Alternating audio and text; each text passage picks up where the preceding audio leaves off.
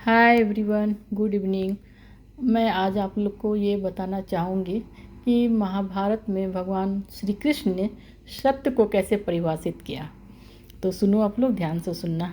तो गीता में भगवान श्री कृष्ण ने अर्जुन को क्षत्रिय धर्म का पालन करने के लिए कहा, बिना फल की इच्छा किए कर्म करने के लिए कहा, मतलब कर्मयोग, मन को नियंत्रित करने और आत्मा की अमरता जैसे सारे उपदेश दिए भगवान श्री कृष्ण ने। उन्होंने अर्जुन को बताया कि आत्मा तो अमर है और शरीर नश्वर है, इसलिए जन्म मृत्यु का भय व्यर्थ है। इसके अलावा भी उन्होंने धर्म, ज्ञान, भक्ति, योग सभी के बारे में अर्जुन को समझाया था युद्ध भूमि में। तो सुनो आप लोग, श्री कृष्ण के मुख्य उपदेश क्या थे, आज मैं आप लोग को वो बताऊंगी और आप लोग को ज़रूर से अच्छा लगेगा और पूरा सुनना आप लोग को, तो आपके मन को सच में शांति मिलेगी सुनकर, और आपको लगेगा कि ये जीवन क्या है जिसके लिए हम आपस में लड़ते झगड़ते हैं, मतलब उसका सार क्या है, ज़िंदगी की सच्चाई क्या है, सत्यता क्या है। तो सुनो, सत्य को जानो। आप श्री कृष्ण ने सत्य को बयान किया है अपने महाभारत में, गीता ज्ञान जो दिया है। तो सुनो आप, श्री कृष्ण का मुख्य उपदेश क्या क्या है। धर्म का पालन। श्री कृष्ण ने अर्जुन को कहा कि आप क्षत्रिय हो तो क्षत्रिय धर्म का पालन करो, और अधर्म है जो मतलब बुरे बुरे बुरे लोग हैं, उनके विरुद्ध आपको आवाज़ उठाना चाहिए, उसके विरुद्ध आपको लड़ना चाहिए। क्षत्रिय धर्म का पालन करते हुए आप अधर्म के अगेंस्ट में लड़ो। लड़ने के लिए उन्होंने प्रोत्साहित किया।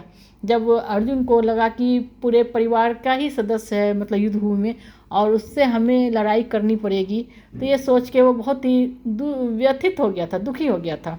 तो भगवान ने कहा कि ये आपका धर्म है, आप क्षत्रिय हो। जो जो लोग बुरे हैं, बुरे कर्म का आपको विरोध करना ही है। और उन्होंने फिर धर्म का पालन हुआ, मतलब इसको धर्म का पालन करने के लिए कहा। उसके बाद कर्म योग बताया उन्होंने अर्जुन को कहा कि आप अपने कर्म करो, अब फल की चिंता मत करो। आपके जो हक में है, जो आपका कर्तव्य है, उसका पालन आप ईमानदारी से करो। यही आपका कर्तव्य, यही आपकी ईमानदारी है। आपके क्षत्रिय धर्म होने का जो क्या कहेंगे प्रतीक है। तो आप अपने क्षत्रिय धर्म को ही पालन करो और कर्म करो, आपका कर्म ही आपका कर्तव्य है। और तीसरा उन्होंने बताया कि इंद्रियों पर नियंत्रण रखो। इंद्रियों पर नियंत्रण को श्री कृष्ण ने कहा कि मन और इंद्रिय जो होती है ना, बहुत ही चंचल होता है, बहुत ही चंचल होता है। तो उसके लिए उस पर नियंत्रण पाने के लिए, मतलब उस पर कंट्रोल करने के लिए अपनी बुद्धि स्थिर होनी चाहिए।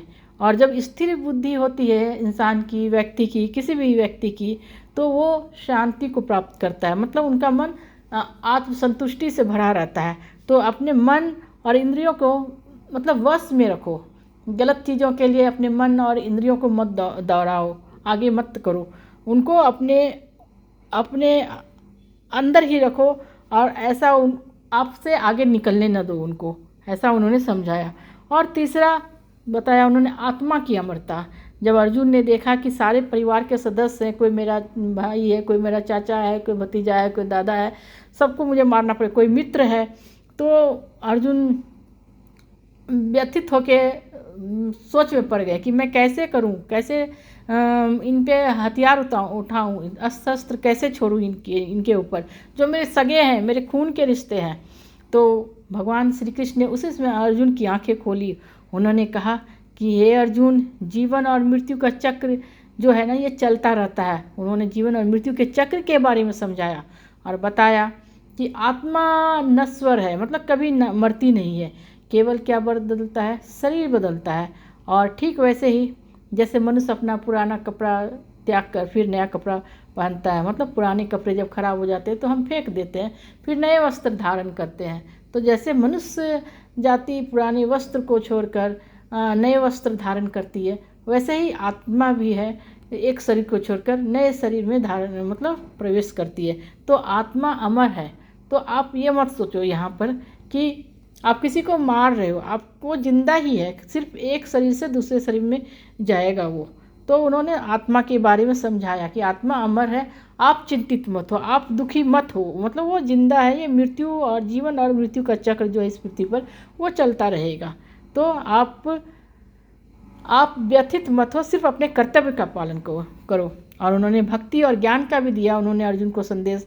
उन्होंने अर्जुन को कहा कि भक्ति और ज्ञान के मार्ग के बारे में बताया। उन्होंने कहा कि आप भगवान की भक्ति करो, अपनी सच्चाई के मार्ग पे चलो और अच्छी बातों को अपने जीवन में उतारो, ज्ञान के मार्ग पे चलो, तो आपको अपना कर्तव्य बोध होगा और आप समझोगे। और उनकी बातों से अर्जुन सारी जीवन की सच्चाई समझ गए और उन्हें अपने कर्तव्य बोध भी हुआ। मतलब उन्हें अपने कर्तव्य का एहसास हुआ कि अभी मुझे क्या करना है। मतलब अन्याय के विरुद्ध आवाज़ उठानी है और इच्छाओं का त्याग। श्री कृष्ण ने कहा उनको कि इच्छाओं और अहंकार को दुख का कारण बताया। क्योंकि अगर आदमी की इच्छाएं असीमित रहती है, मतलब कभी कभी हम ऐसी इच्छा कर बैठते हैं जो उचित नहीं होती है, तो वैसी इच्छाओं को से हमें अगर नहीं पूर्ति होती है तो हमें दुख होता है, या हम उस इच्छाओं को किसी तरह हासिल भी कर लेते हैं, किसी तरह भी फोर्सली भी हासिल कर लेते हैं, तो वो भी हमारे दुख का कारण बनता है। तो उन्होंने बताया श्री कृष्ण ने अर्जुन को कि इच्छाओं का त्याग करो और अहंकार, घमंड जो रहता है ना, मनुष्य के अंदर जो घमंड है, प्राणी के अंदर जो घमंड है, उसको भी कारण बताया दुख का। क्योंकि घमंड में आदमी क्या होता है, हर रिश्ते से, नाते से दूर हो जाता है और उसे उचित अनुचित का ध्यान नहीं रहता है। किसी भी इंसान में अगर घमंड आ जाता है, अहंकार आ जाता है, तो उसे उचित अनुचित मार्ग का भी ज्ञान नहीं रहता है कि वो किस मार्ग पे जा रहा है, क्या उचित है और क्या अनुचित है। तो श्री कृष्ण ने उनको कहा, मतलब अर्जुन को कहा कि आप इच्छाओं और अहंकार को मतलब उस पर कमांड करो, उसको त्याग करो और इन्हें त्याग कर ही आपको शांति मिलेगी, ऐसा उन्होंने संदेश दिया। तो ये छोटा सा मैंने आप लोग को संवाद बताया।